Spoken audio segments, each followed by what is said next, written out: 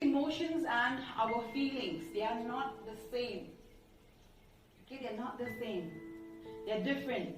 Because when it comes to emotion, it comes out from a different part of your brain called the amygdala. Okay? And when it comes to a feeling, it's from a different part of the brain called subneocortex. Okay? So that's how it is. I have a particular person in my life whom I don't like. Okay? If that person does a mistake, what is the first thing? It started with, I am annoyed. Next time again, something wrong the person does, I get frustrated. A little bit higher degree. So it grows and grows and grows and grows. Got it? Same thing when it comes to insecurity. It doesn't start with a big emotion right away. It builds up. So it's so important for all of us to check our buckets. How much emotion is built up towards a particular situation or towards a particular person. Every decision we make creates ripples. Always remember that. If I decide to benefit, yes or no, right? My bank account will benefit. I won't have to go to the hospital. Yes or no? So every decision we make has ripples. Always remember that. And when it comes to feelings, between your emotions and your behavior, or choice. If my gap between emotions and behavior is small, my choice becomes less. That's how I react most of the time.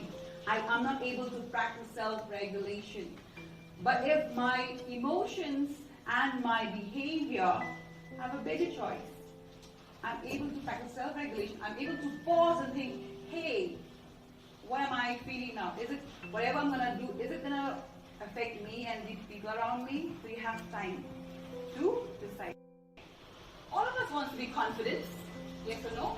All of us wants to be known that we are confident. But there is a very important part. How do you strike a balance between confidence? Because if you don't know how to strike a balance, your confidence can either swing to pride or your confidence can swing to insecurity. Pride is like a cancer. You might not know, maybe you think I don't have pride.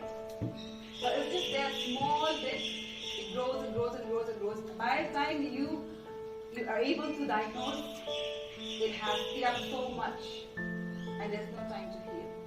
So my dear friends, this afternoon, be careful and check yourself. Do you have pride? I'm not talking about being proud of your achievements, being proud of your family members. I'm not talking about that pride. Okay? But a pride which eats up like cancer or like acid. You don't want to have that. Or either insecurity. Example, you become your act out of insecurity. What will happen to you when you go for your work? Nobody will listen to you, right? So you have to make sure that you have to function from confidence. Yes or no?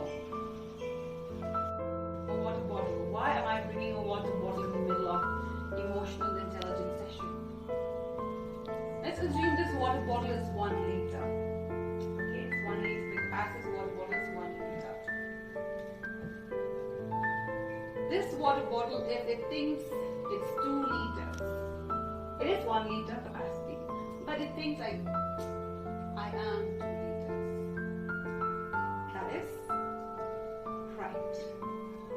Correct.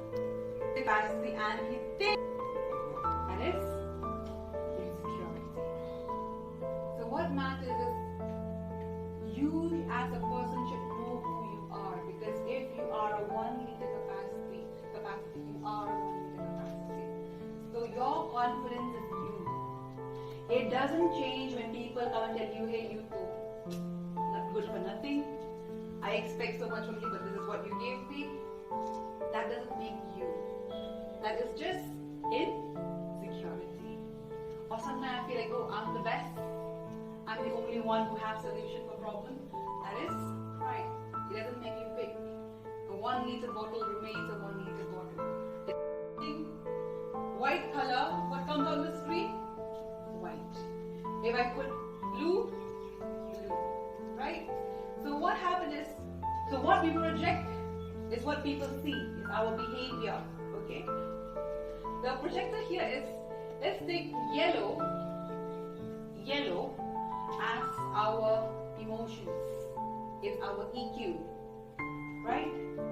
And then we have blue, okay, which is our personality, okay, and our cockpit is a bright or confident. So we blend together, blue and yellow becomes green. So what people see, the behavior, they see green. But you know that it is a mix of blue and yellow. But what people see, what you project is green. So it's very important for all of us to understand why emotion really matters, not only in the workplace, not only just with colleagues, not only with my team members, but also in our daily life, because what our behavior, what we depict, what we project is a mixture of our confidence, how we function, our pride, our insecurity, or what are the emotions which we are going through, or how are we handling them is very important. That determines our behavior towards people around us.